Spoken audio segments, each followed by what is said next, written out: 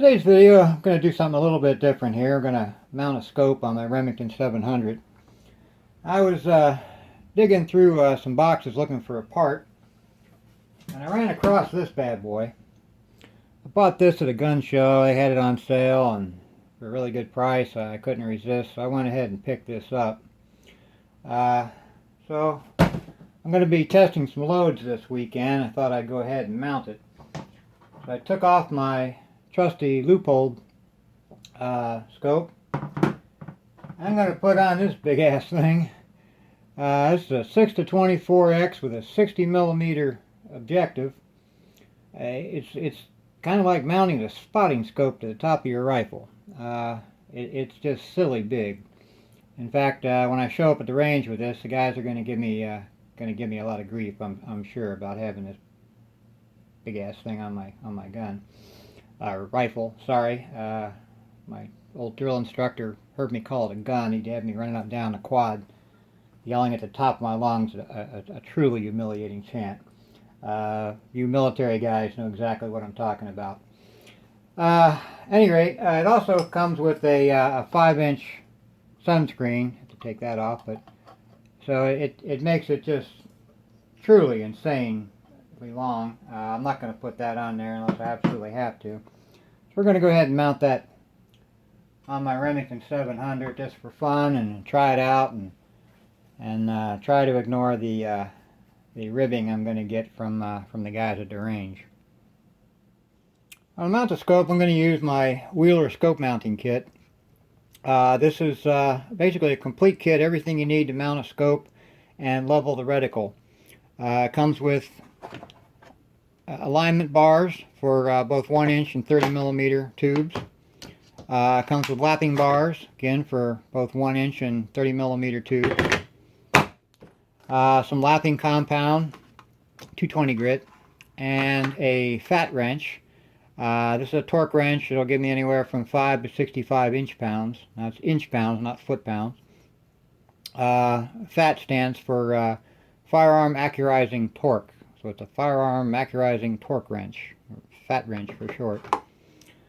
Comes with some bits for the fat wrench. Comes with a handle for the lapping bars, some thread lock compound, a drill adapter for the lapping bar, and a really nice reticle leveling system here. I really like this one. There's several out there on the market, but this one's my favorite, and it kind of came with the kit. So I'm going to use this kit. It's everything I need to mount that scope.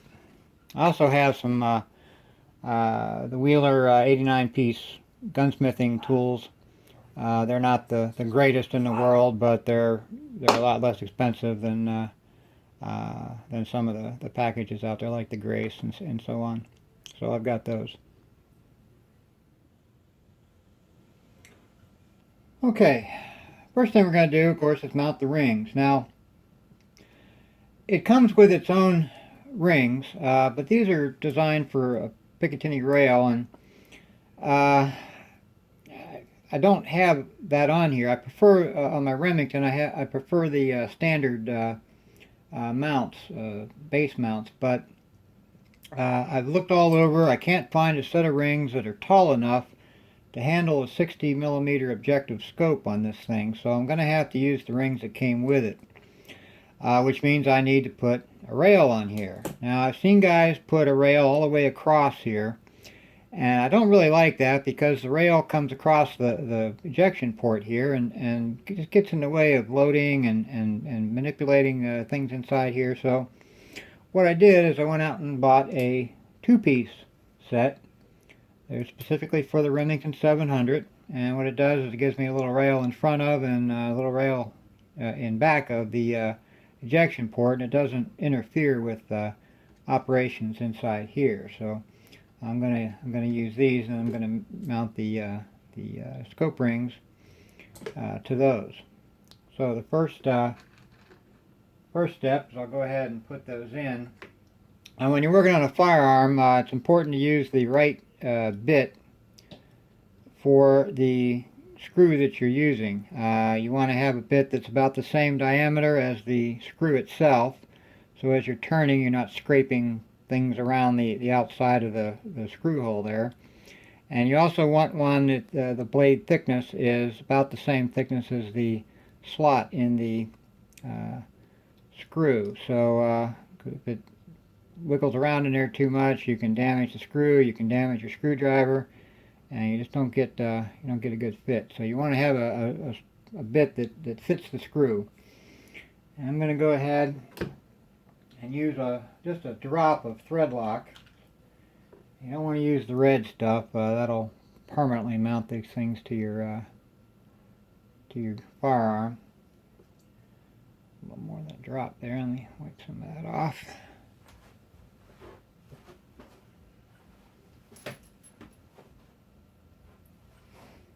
Okay.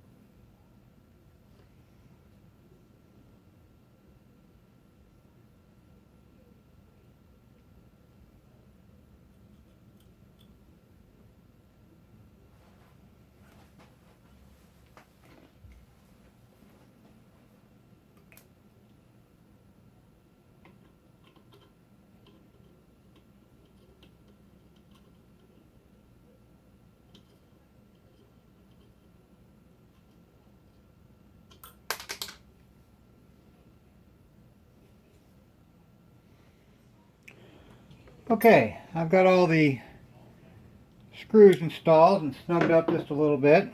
I'm going to use the fat wrench then to torque those down to 20 inch-pounds.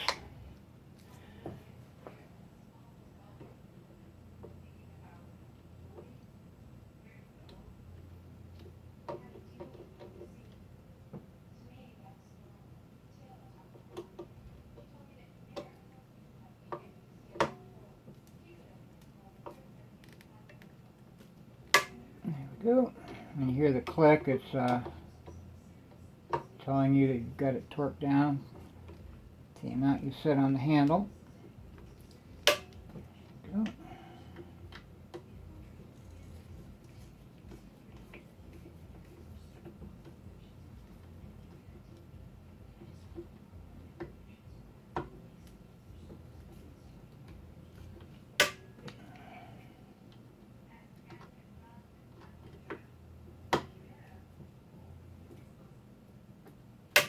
Good.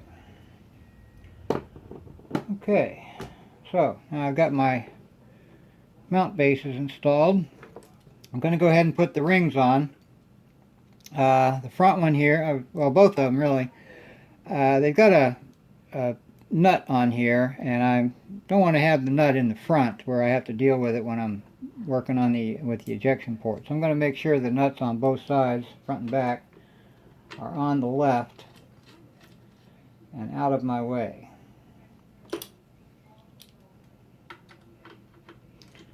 Now on the rear here, I've got a little bit of flat area right here that I can use for leveling the reticle. Oops, so I put all the parts on.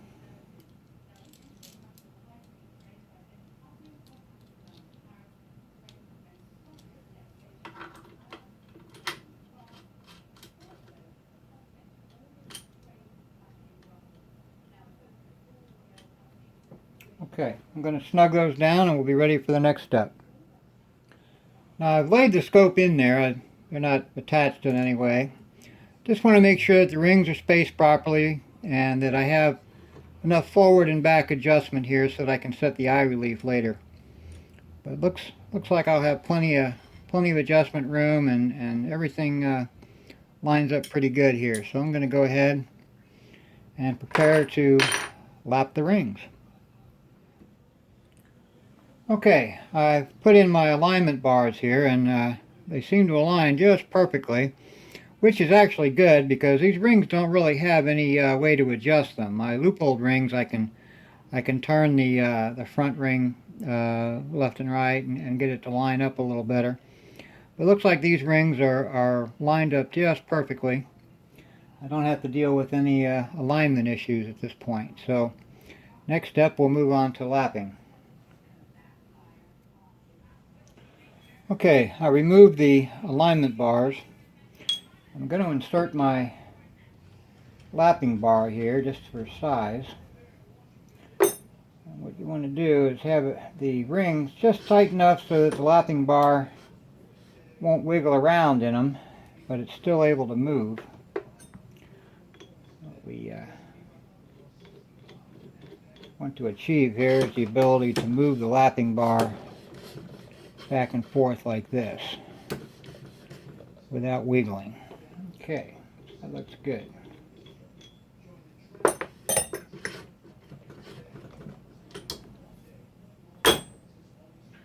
Now I'm going to take my lapping compound. I'm going to basically coat the inside of the rings with lapping compound. This is 220 grit. Doesn't have to be a whole lot, but enough to cover the inside here a little bit. If you don't get it all the way around, that's okay. It'll get spread around once the lapping bar is being moved.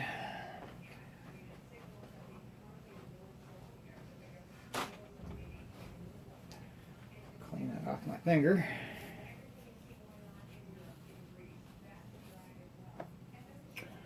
Okay, I'm going to put the lapping bar back in.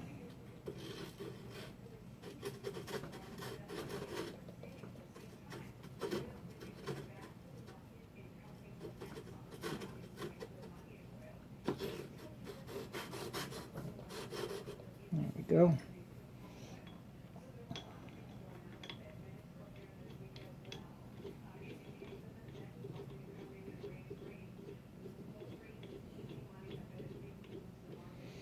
Okay, and then I'm going to run it back and forth and while I'm twisting it.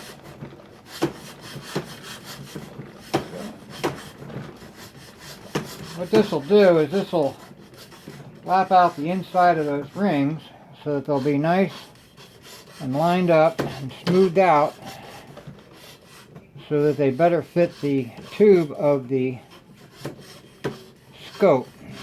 If they don't fit the tube just right, that you could damage your scope and be difficult to adjust it.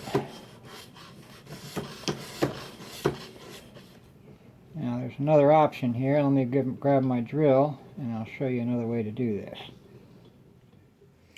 Okay, I've attached the flex drive shaft to my drill. I'm going to go ahead and screw that into the lapping bar. Now I can simply use my drill, turn that lapping bar and get things done a little bit quicker.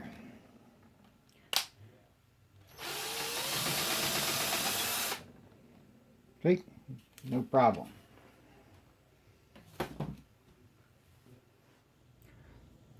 Now as you can see, the lapping process has taken some of the black off of the inside of the rings here and smoothed it out so that it's will fit the scope a little better and not put any pressure on any part of the tube on the scope. This one might need a little bit more lapping. I usually try to get at least 50% down to bare metal on here. Now when you take these top rings off, make sure you keep them in the same orientation as when they were lapped. If you switch from front to back or you turn them around, then you're not even. So I try to keep my top rings in the same orientation when I put the scope on and put the top rings back on.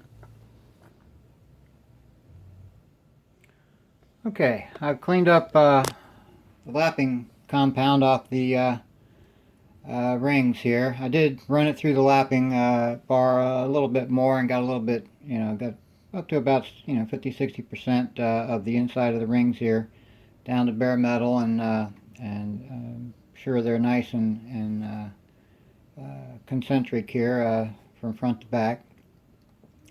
Now the next step, what I did is I put the rings on, but they're not on so tight that the scope can't be moved left and right, forward and back. Now the next step, what I'm going to do is I'm going to take the rifle off of here and get the eye relief set. I'm going to go ahead and get into my firing position, put my cheek on the cheek weld here, or the cheek riser, and make sure that my eye relief is just right, the way that I hold the rifle, so that I can see through the scope and get a good sight picture through the scope.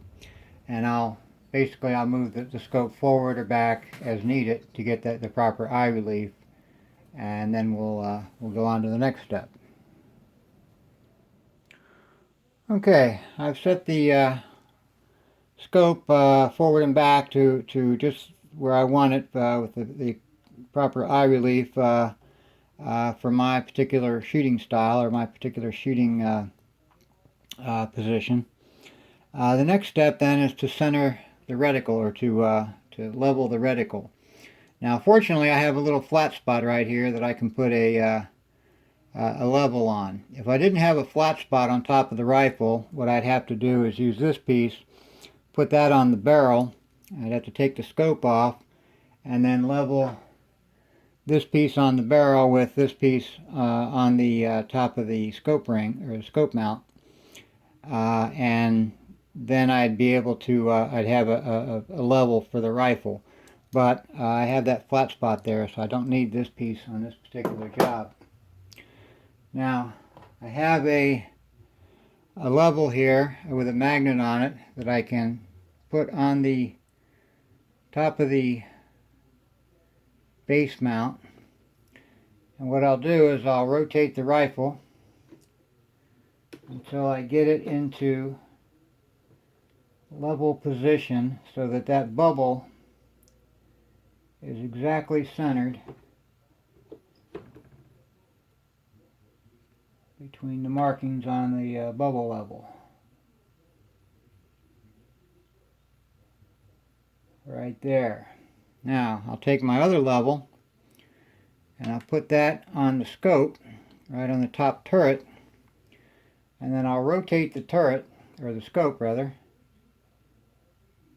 until that bubble is exactly centered on the bubble level there. So once I have both bubble levels centered exactly, then I know that my reticle is leveled.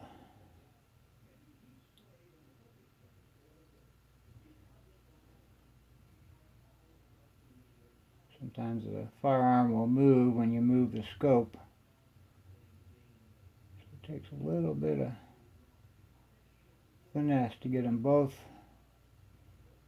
exactly level.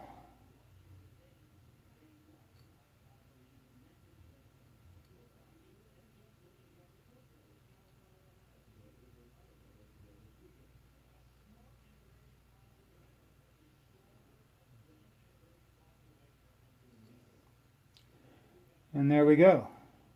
Okay.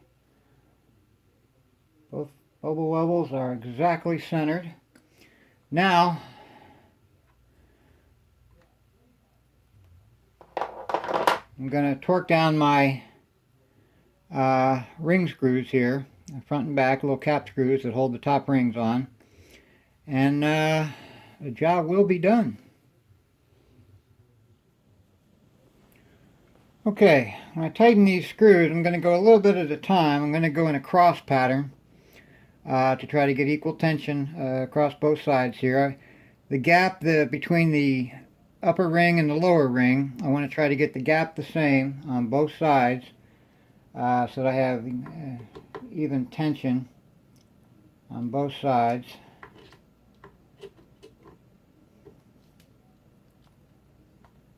Go across.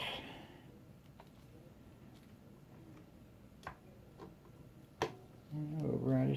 I like to go just a little bit at a time and try to keep even tension. Okay, looks good. Let's go ahead and... Now I'm torquing these down to 30 inch-pounds.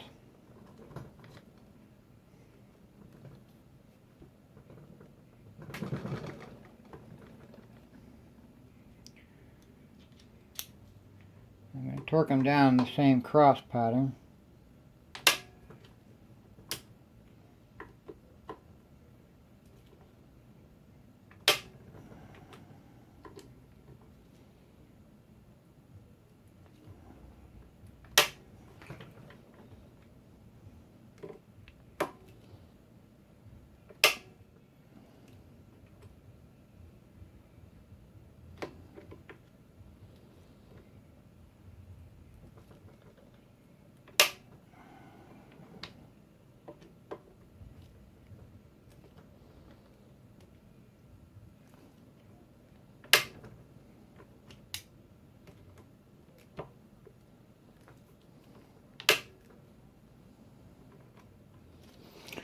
Okay.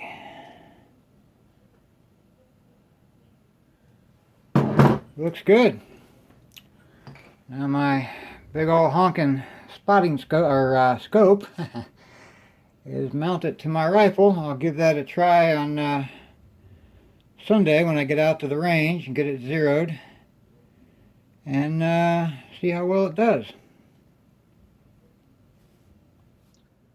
That's all for this video. I hope you liked it. If so, please click the like button. Maybe even subscribe to my channel. Thanks for watching, and happy reloading.